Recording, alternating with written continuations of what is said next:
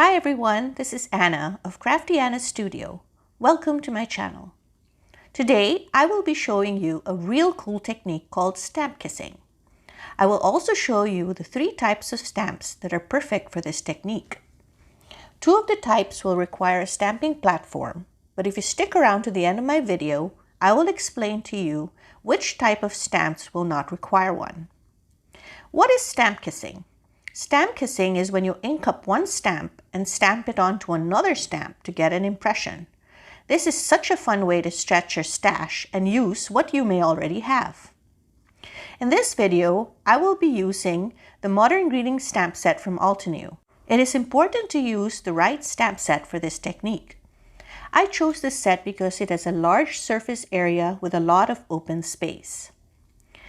I will also be using this background stamp called Shine Like a Diamond. For this first type of stamp, the more intricate the details, the better. Another stamp set I will use is the large detail stamp. This one is called Hello Hydrangea. It is a large floral stamp with flowers grouped together in a cluster. And for the third type is a stamp set with smaller stamps, like in this Totally Tropical, an older set from Altenew. This stamp set has lots of leaves and different size flowers, some detailed ones and some plain ones. It also has small flowers, which is perfect for fillers. Now let's get into the technique using the first type of stamp, the background stamp. Here I have my Misty stamping platform with a removable foam insert. I also use a sticky mat from an electronic cutting machine like a Cricut or Silhouette. This helps me keep the cardstock in place. I learned this tip from Jennifer McGuire. If you do not have one, it's okay. You can always tape down your panel on the foam insert with removable adhesive or washi tape. First, I place my paper on the sticky mat. I make sure I press it firmly to keep it in place. Then I position my large surface stamp on my paper. I close the door of my Misty to pick up the stamp. I press firmly to make sure there are no air pockets. Doing this will give it a nicer and smoother stamp image. Before I apply the ink, I will put some white cardstock behind the stamp so you can see what I'm doing. It is advisable to use a light colored ink for this part of the technique. I take my mini ink cube and first swipe it across the stamp, getting good coverage. Then I lightly tap the stamp again from top to bottom. This is my go-to technique to avoid those square stamp markings often found when using mini ink cubes on a large surface. After inking my stamp, I close the door of my Misty and use a dry eraser to apply even pressure. This is yet another tip I learned from Jennifer. I remove the foam insert of the Misty with the cardstock panel still attached. Then I put my background stamp, positioning it to where the surface of the background stamp will completely cover the surface of the other stamp. I ink up the background stamp generously with the darkest ink from the Altenew Coffee Break ink cube set called Espresso. I do the same thing I did earlier. First, swiping the ink cube all over, then gently tapping it to ensure good coverage. After I finish inking, I close the door of my Misty onto the stamp and let the 2 stamps kiss each other. I use the dry eraser again to apply even pressure. I lifted up the door and here you can see the pattern from the background stamp transferred to the large surface stamp. I then removed the background stamp from the positioning tool, replaced it with the insert with the card panel still attached, closed the door of my Misty and gave it a good press.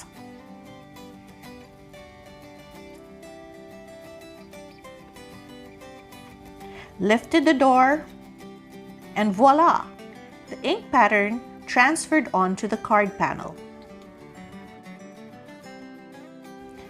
To step this up, Altenew has a coordinating embossing folder that will create a fall letterpress look to the words Happy Birthday to You.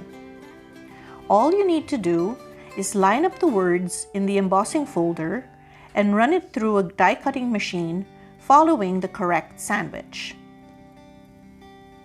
Here is a closer look at the card I made with a background stamp using the kissing technique. Now for the second technique using large detail stamps. I had already positioned my large stamp on the door of my Misty, so to avoid having to remove it to line it up again, I placed the cardstock on top of the stamp, then picked up the base of my Misty and closed it on the cardstock and stamp. I turned my Misty back up, and when I opened the door, the cardstock panel is now positioned where I want it. This is yet another technique I learned from the wonderful Jennifer McGuire. I will speed up this part a little as it's pretty much the same as the first technique. I used a light colored ink called Icy Waters from the Northern Shore in cube set, swiped it across the surface of the stamp, then tapped it gently to get good coverage.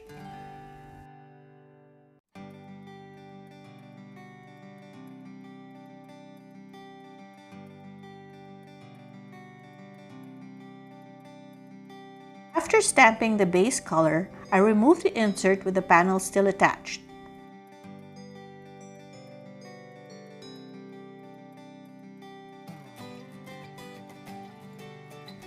I took the large hydrangea stamp, positioned it on top of the modern greeting stamp, and gave it a gentle press. Then I took the base of the Misty, closed it on top of the door, turned it back up, and carefully separated the two stamps from each other. I inked up the hydrangea stamp with the darkest color from the Northern Shore stamp set called Arctic Mountain. After I finished inking it, I closed the door of my Misty onto the stamp and let the two stamps again kiss each other. I used a dry eraser to apply even pressure. I lifted up the door and the pattern from the hydrangea stamp transferred onto the modern greeting stamp. I removed the hydrangea stamp from the Misty, then put back the insert with the panel attached, closed the door of my Misty, applied even pressure with a dry eraser, lifted the door, and ta-da! A lovely and unique background. Here's a closer look at the finished card using the large detail stamp. Now for the third and final stamp type, using smaller stamps. For this I used the With Gratitude, also from the Modern Greeting stamp set. Here I already positioned the stamp using the same method as the first card. I inked it up first with a very light ink, Vanilla Cream, the lightest ink in the Delectable Delights in cube set. Before I forget to mention this, you get the best results using dye inks for the stamp kissing technique. Pigment inks dry too fast and do not stamp well on polymer stamps. Then after I finished inking up the base color, I took the small stamps from the Totally Tropical stamp set and mounted them on acrylic blocks. I inked up the largest flower first and stamped it close to the edge of the stamp. Doing this will help define the edges. I repeated this with the other flower stamps using different ink colors.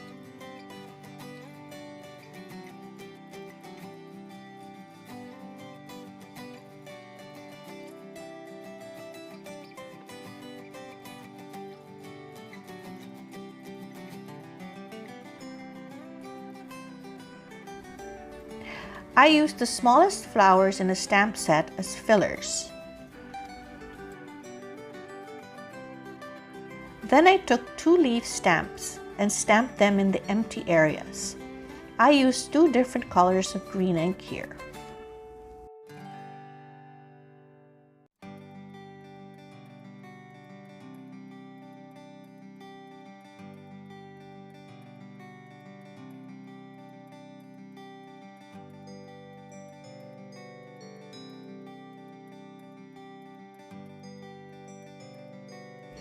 When I felt I got sufficient coverage on the stamp, I closed the door of my Misty onto the cardstock panel and gave it a good swipe with my dry eraser.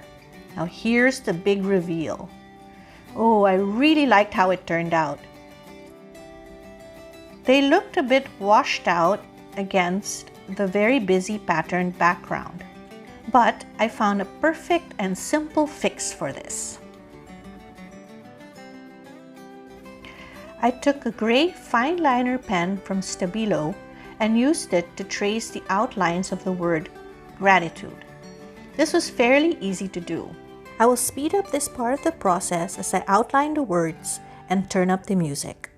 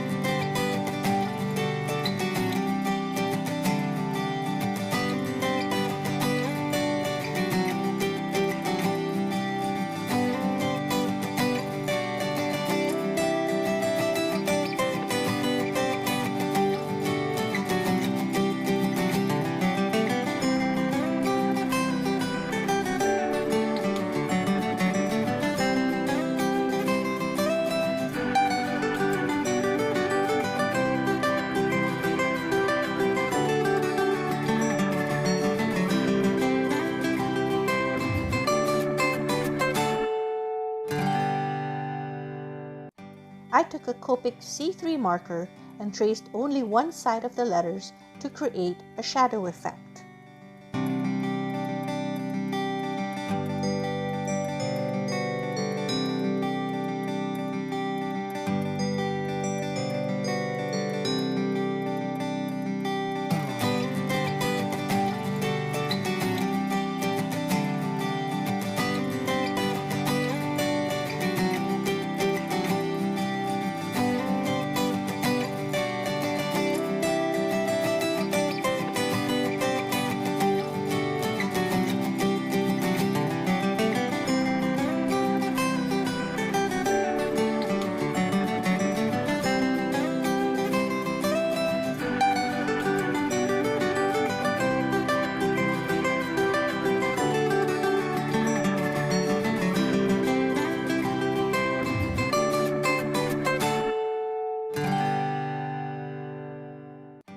And this is how it turned out. It has a 3D effect. Here is a final look at my finished card. As always, I encourage you to use what you have. You may have some stamps in your stash that could work well with this technique. But if you are interested in any of the products I use, you can find it in my coordinating blog post below. Thank you so much for watching till the end, and I hope you were inspired. Please hit the like button if you enjoyed my video and subscribe if you would like to see more. Till next time, bye!